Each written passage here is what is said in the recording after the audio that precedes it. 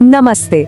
चलिए आज एक ऐसे सवाल पर बात करते हैं जो शायद हम सबके दिमाग में कभी ना कभी तो आता ही है। सवाल ये है कि अगर तीसरा विश्व युद्ध छिड़ गया तो क्या होगा। हम बात करेंगे एक ऐसी भयानक संभावना की जिसे न्यूक्लियर विंटर कहते हैं। एक ऐसा अंजाम जो हमारी दुनिया को मतलब हमेशा के लिए बदल कर रख सकता है। जरा सोच कर देखिए इस सिचुएशन को। कल्पना कीजिए एक सुबह हम उठते हैं और बूम, पूरी दुनिया में इंटरनेट बंद। हर देश ने दूसरे देश पर अपनी मिसाइलें तान दी हैं और बस तीसरा विश्व युद्ध शुरू हो गया। क्या होगा तब? क्या कोई बचेगा भी? देखिए, तीसरे विश्व युद्ध का डर ना अब सिर्फ कोई कहानी या कल्पना नहीं रह गया है। आज दुनिया भर की जो बड़ी बड़ी शक्तियां हैं उनके बीच तनाव बढ़ रहा है।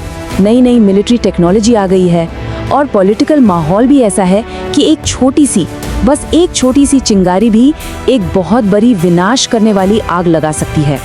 ये ना एक बड़ी अजीब सी बात है। एक तरफ तो दुनिया टेक्नोलॉजी और मिलिट्री के मामले में पहले से कहीं ज्यादा पावरफुल हो गई है, लेकिन दूसरी तरफ यही ताकत इसे उतना ही ज्यादा खतरनाक भी बना देती है। मतलब सिर्फ एक छोटी सी चूक और पूरी की पूरी दुनिया तबाह हो सकती है। अच्छा, जो पिछले वर्ल्ड वॉर हुए थे उनमें भी जबरदस्त तबाही मची थी, इसमें कोई शक नहीं। लेकिन आज अगर कोई जंग होती है ना तो वो बिल्कुल ही अलग लेवल की होगी। और इसकी वजह सिर्फ एक शब्द में छिपी है, परमाणु हथियार। इन हथियारों ने तो जैसे लड़ाई का पूरा मतलब ही बदल दिया है। लड़ाई का तरीका पूरी तरह से बदल चुका है। सोचिए, जहां वर्ल्ड वॉर 2 में लाखों सैनिक मैदान में लड़ रहे थे, वहीं आज की लड़ाई कुछ ही मिनटों में सिर्फ कुछ बटन दबाकर लड़ी जा सकती है।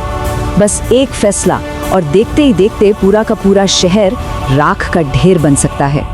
और ये जो तबाही मचाने वाली ताकत है ना, इसकी चाबियां सिर्फ कुछ ही देशों के हाथ में हैं। अमेरिका, रूस, चीन, ये जो न्यूक्लियर पावर्स हैं, इनके बीच हमेशा एक तनाव बना रहता है।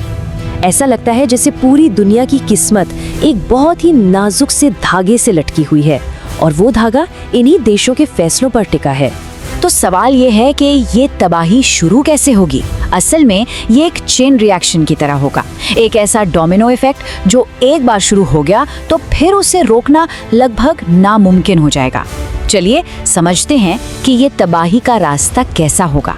शुरुआत हो सकता है कि सिर्फ एक मिसाइल से हो जो शायद गलती से लॉन्च हो गई हो, लेकिन उसके जवाब में सैकड़ों मिसाइलें दागी जाएंगी और फिर तो बस जो दुनिया हम आज जानते हैं वो परमाणु विनाश की आग में जलकर खाक हो जाएगी। लेकिन कहानी यहीं खत्म नहीं होती। परमाणु धमाकों का असर सिर्फ उसी पल की तबाही तक नहीं रहेगा। असली खौफ तो इसके बाद शुरू होगा। इसका सबसे भयानक और लंबे समय तक चलने वाला नतीजा होगा न्यूक्लियर विंटर। तो आखिर ये है क्या भला, और ये हमारी दुनिया पर कैसा असर डालेगा? देखिए, आसान शब्दों में कहें तो न्यूक्लियर विंटर एक ग्लोबल क्लाइमेट तबाही है। परमाणु युद्ध के बाद जो धुआं और राख फैलेगी ना, वो आसमान में एक मोटी परत बना लेगी और ये परत सूरज की रोशनी को धरती तक आने से पूरी तरह से रोक देगी। और इसके जो नतीजे होंगे ना, वो किसी भी हॉलीवुड की डिजास्टर मूवी से ज्यादा डरावने होंगे। सोचिए, परमाणु धमाकों से जो राख और धुआं उठेगा उसे आसमान हमेशा के लिए काला पड़ जाएगा।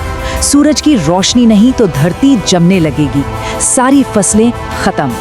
पूरी दुनिया में भयंकर अकाल पड़ जाएगा। बिजली, इंटरनेट, जिस पर हमारी पूरी जिंदगी टिकी है, सब कुछ ठप। ये सिर्फ एक जंग नहीं होगी, ये हमारी सभ्यता का अंत होगा। इंसानियत को अपने वजूद के लिए लड़ना पड़ेगा।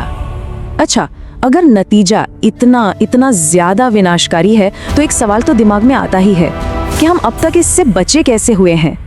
इसका जवाब एक बहुत ही नाजुक और खतरनाक बैलेंस में छिपा है। तो आखिर ऐसा अभी तक हुआ क्यों नहीं? दशकों से दुनिया के पास ही हथियार मौजूद हैं, फिर भी हम एक फुल स्केल न्यूक्लियर वॉर से बचे हुए हैं। क्या वजह है इसकी? जवाब एक बहुत ही सिंपल लेकिन पावरफुल एहसास में है, जिसे कहते हैं म्यूचुअली अश्योर्ड डिस्ट्रक्शन। मतलब दुनिया की जो बड़ी बड़ी ताकतें हैं ना, वो ये अच्छी तरह जानती हैं कि अगर ये जंग छिड़ी तो इसमें कोई भी नहीं जीतेगा, कोई भी नहीं। इस लड़ाई में कोई भी देश ये नहीं कह पाएगा कि हम जीत गए। यहाँ जीत किसी की नहीं होगी। एकमात्र नतीजा होगा पूरी इंसानियत की हार। और शायद यही एक दूसरे को तबाह कर देने का डर ही है जिसने अब तक हमें इस बड़ी तबाही से बचा कर रखा है। तो ये सारी बातें हमें कहाँ ले जाती हैं?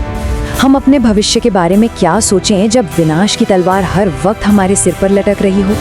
देखिए, असली सवाल ये नहीं है कि तीसरा विश्व युद्ध होगा या नहीं। शायद हमें इससे भी ज्यादा गहरी बात सोचने की जरूरत है।